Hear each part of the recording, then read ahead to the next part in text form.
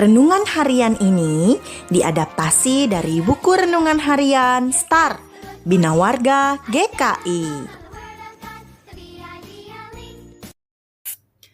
Halo adik-adik, apa kabarnya hari ini? Nah, sebelumnya kakak mau tanya nih, di sini siapa yang masih suka bohong? Ada nggak nih? Semoga tidak ada ya.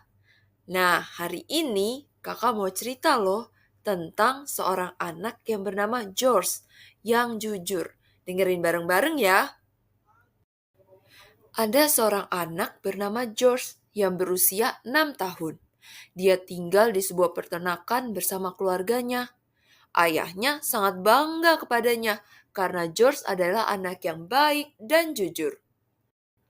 Suatu hari, ketika kembali dari kota, ayah George, yaitu Tuan Washington, memiliki kejutan untuk putranya. Dia membawakan hadiah sebuah kapak kecil yang baru. George kecil sangat senang dan ingin segera menggunakannya. Dia pun mulai memotong apa saja yang dilihatnya. George pun pergi keluar rumah, lalu ke kebun dan memotong salah satu pohon ceri kesayangan ayahnya. Tak lama kemudian, ayahnya pun mengetahui kalau pohon cerinya sudah ditebang dan menjadi sangat marah. Sang ayah bertanya kepada George, apakah dia yang memotong pohon ceri itu? Saat itu, George pun gemetar ketakutan, tapi dia mengaku kalau itu perbuatannya. Dia mengumpulkan keberanian dan berkata, "Aku tidak bisa berbohong. Aku yang melakukannya dengan kapak baruku," kata George. Ayahnya pun bertanya, "Mengapa kau memotong pohon itu? Padahal sudah kuperingatkan untuk berhati-hati dengan pohon ceri itu." "Tadi aku bermain-main dengan kapak dan memotong apapun yang kulihat.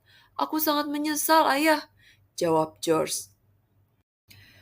Karena George berkata jujur, Tuan Washington tidak marah lagi. Dia pun mendekat dan memeluk putranya sambil berkata, "Ayah sangat bangga padamu, George, karena sudah jujur dan mengakui perbuatanmu."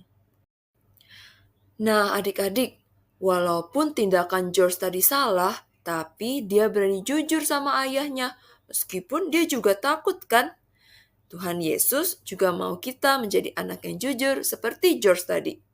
Tapi kenapa ya kita harus jujur? Karena meskipun mama, papa, atau teman kita tidak melihat perbuatan kita, tapi kita punya Tuhan Yesus yang selalu melihat kita. Makanya kita harus jujur seperti Tuhan Yesus yang juga selalu jujur. Efesus pasal 4 ayat 25 juga berkata, "Karena itu, buanglah dusta dan berkatalah benar seorang kepada yang lain, karena kita adalah sesama anggota." Jadi, yuk kita sama-sama mau belajar jadi anak yang jujur. Sekarang, yuk kita berdoa. Tuhan Yesus yang baik, terima kasih untuk berkat-Mu. Tuhan Yesus, tolong kami agar kami bisa menjadi anak-anak yang jujur. Terima kasih Tuhan Yesus, dalam nama Tuhan Yesus kami berdoa. Amin.